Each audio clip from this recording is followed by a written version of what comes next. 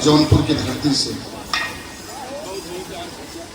माता जिस दुनिया में नहीं रही, 4 लाइन हमने माँ के लिए लिखा है कि माई की ममता का कैसे बखान करी, माई की ममता का कैसे बखान करी, माई से बढ़ के ना केहू रे भाई। 9 माह है अपने उदरवा में लेके खूनवा से अपने उस सींचली माई। 7 समुंदर के स्याही बनाई के करनी के लिखवा न करनी ओराई। हम तक कहिला चारों धाम माँ के चरणन में पूजिहा है भाई सब दुखवा पर आई। माँ का वर्णन इस जमाने में इस दुनिया में कोई कर नहीं सकता। तो गीत बा भैया एक लाइन निर्गुणी भाव बा।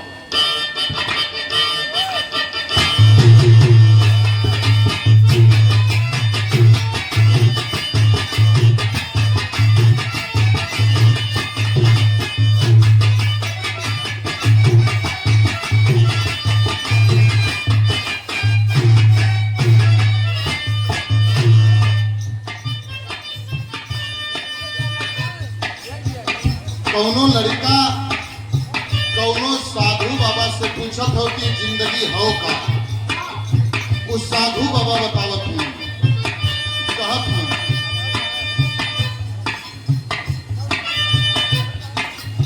अरे जही दिन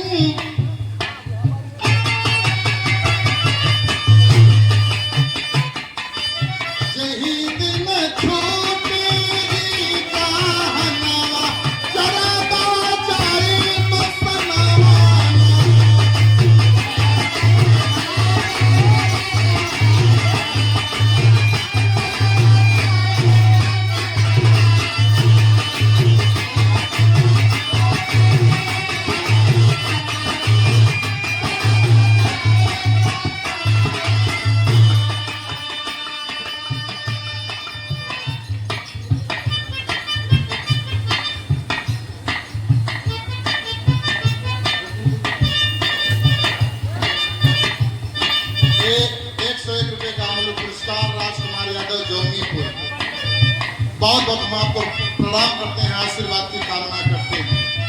उस साधु बाबा यही बतावत हूँ कि जही दिन छोटी जहनवा चरबा जाई मनवा।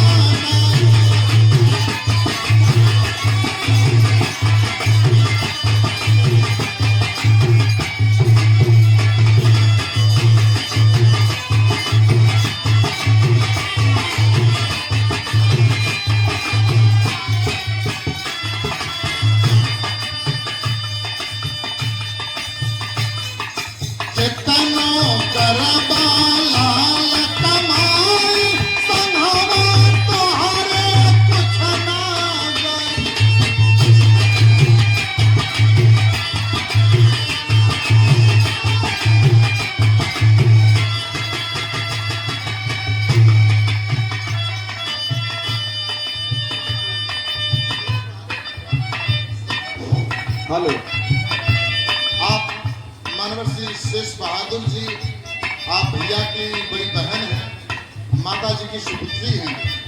आपकी ओर से 101 रुपये का अमूल्य पुरस्कार हम चरणों में बारंबार प्रणाम करते हैं, आशीर्वाद की कामना करते हैं। कहना है बहुत अच्छे तनो कर बाला कमाई संघवा तोहरे कुछ ना।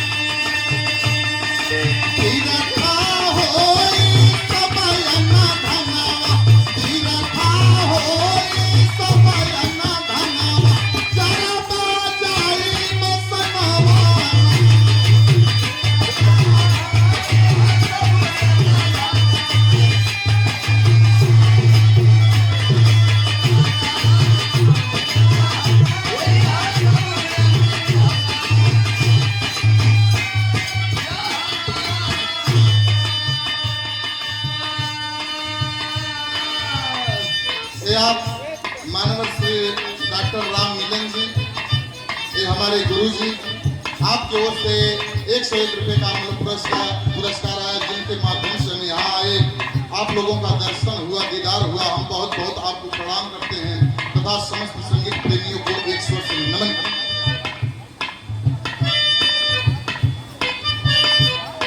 आप हमारे गुरु जी श्री वीरेंद्र यादव जी, आप मनियाहू की धरती से एक 201 रुपये का मूल्य पुरस्कार हम आपके चरणों से लिपट करके चरणों की वंदना करते हैं, आशीर्वाद की कामना करते हैं। आप हमारे श्री तेजूलाल मामा जी के गुरु जी भी हैं, लोकगीत उन्हें आप सिखाए हैं, बड़े अच्छे कलाकार हैं, आप भी बड़े सुंदर कलाकार हैं। त्रुटियों को क्षमा करेंगे, आशीर्वाद देंगे। बहुत बहुत प्रणाम करते हैं। कहना बात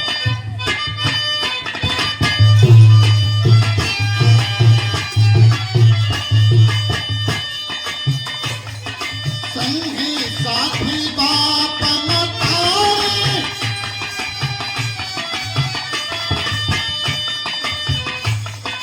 संगी साथी बाप मताए, सबही घर से तुरत निसाए।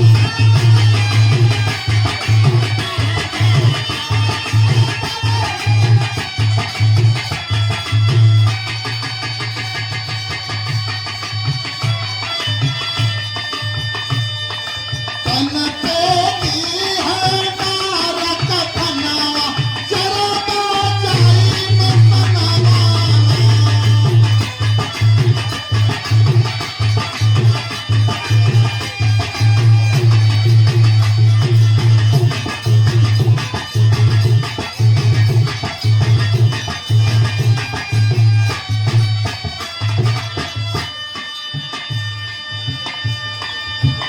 आप माननीय श्री समर बहादुर यादव नारायणपुर की धरती से 101 रुपये का अमल पुरस्कार हम आपको बहुत बहुत प्रणाम करते हैं, आशीर्वाद की कामना करते हैं।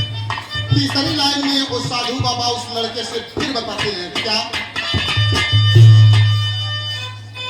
केहू नहीं रहम देखाए, केहू नहीं रहम देखाए, बांध के सबही तुरत ले जाए।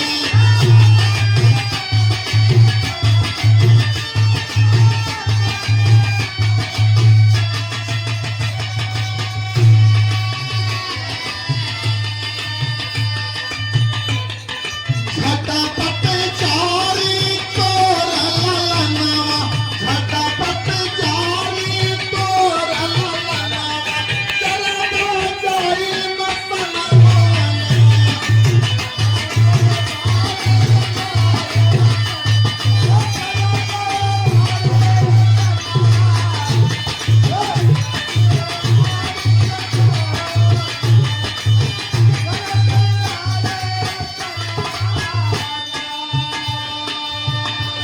आप मानवर सुरेश यादव काशी गोमती ग्रामीण बैंक के मैनेजर हैं। सुरेश यादव जी, आपकी ओर से 101 रुपये का अमल पुरस्कार हम आपको बहुत बहुत प्रणाम करते हैं, आशीर्वाद की कामना करते हैं। लेकिन आखिरी लाइन में मेरा कहना है, क्या कहना है भैया,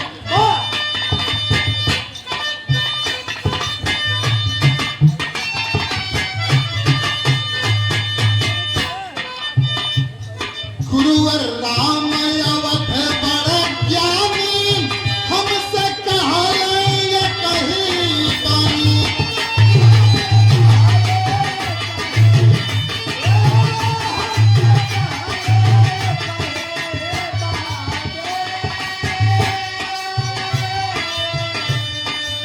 हमारे गुरु जी कहने का लास्ट में ही शब्द पे ध्यान दिए हैं कि सेरा करी हाजनी अभिमन्यवा, सेरा करी हाजनी अभिमन्यवा, जरबा जाई मनवा।